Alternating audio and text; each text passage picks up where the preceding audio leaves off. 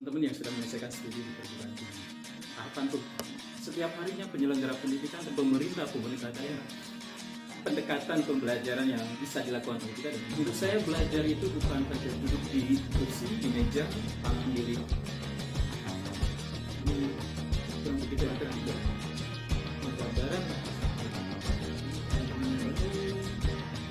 Coba pengetahuan kita. Jadi pendeknya sahabatku semua mungkin bisa dicoba pembelajaran dan belajar dengan cara mengamati, menggambarkan itu visual. Selamat belajar. Assalamualaikum warahmatullahi wabarakatuh. Assalamualaikum warahmatullahi wabarakatuh. Puji syukur kepada Allah Subhanahu wa taala. Semoga kita masih diberikan kesempatan untuk tiap hari melakukan perbaikan diri. Termasuk kita berharap kehadiran kita di manapun, di lingkungan keluarga, lingkungan masyarakat, di negara, bahkan di dunia selalu memberikan dampak positif kepada yang lainnya, kepada manusia, kepada alam. Dan tentunya kita ingin melakukan yang terbaik, kita persembahkan kepada Allah Subhanahu wa taala. Sahabat semua, saya ingin mengucapkan selamat kepada adik-adik kita yang sudah menuntaskan fase pembelajarannya, baik dari mulai tingkat pendidikan anak usia dini, ya, TK, RA, jenjang pendidikan sekolah dasar, SD, madrasah ibtidaiyah, kemudian tingkat SLTP, madrasah sanawiyah, madrasah aliyah, MA, SMA, SMK, dan tentunya teman-teman yang sudah menyelesaikan studi di perguruan tinggi. Tahapan pembelajaran yang sahabat-sahabat adik-adik kita jalani ini adalah fase proses pembelajaran yang secara utuh oleh Allah ditugaskan untuk kita sampai meninggal dunia. Carilah ilmu sejak kita lahir hingga akhir hayat.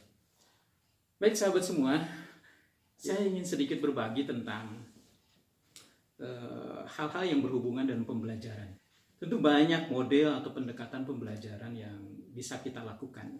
Dan setiap harinya penyelenggara pendidikan dan pemerintah daerah mencoba melakukan upaya-upaya mencari model pembelajaran yang paling tepat untuk kita, untuk anak-anak kita, untuk generasi, untuk Indonesia, untuk manusia, bangsa yang kita cintai ini. Pendekatan pembelajaran yang bisa dilakukan oleh kita dan ini mudah-mudahan sangat efektif. Yang pertama, pembelajaran itu tentu harus melibatkan banyak fisik. Jadi belajar itu bukan saja aktivitas otak.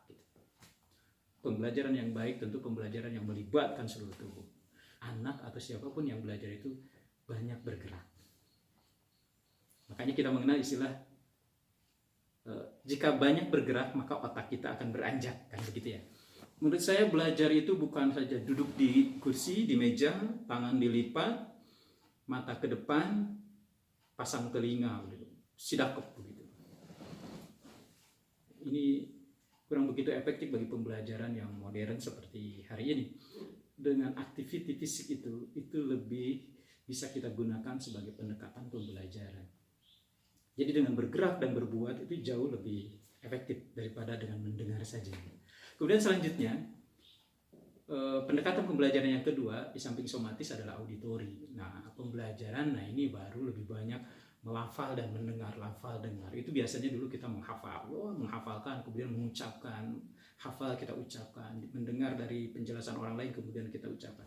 Selanjutnya yang ketiga, pendekatan pembelajaran efektif adalah pendekatan visual.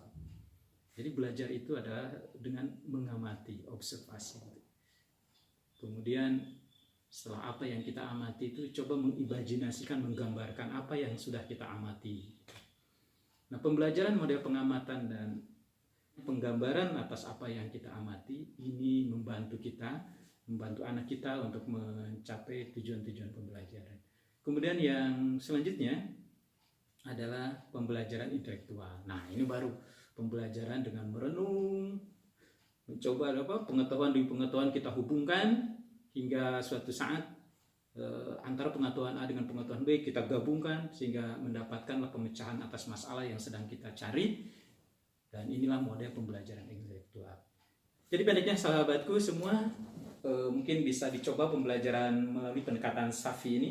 Somatis yaitu belajar dengan banyak bergerak, banyak berbuat. Auditori belajar dengan banyak bicara dan banyak mendengar.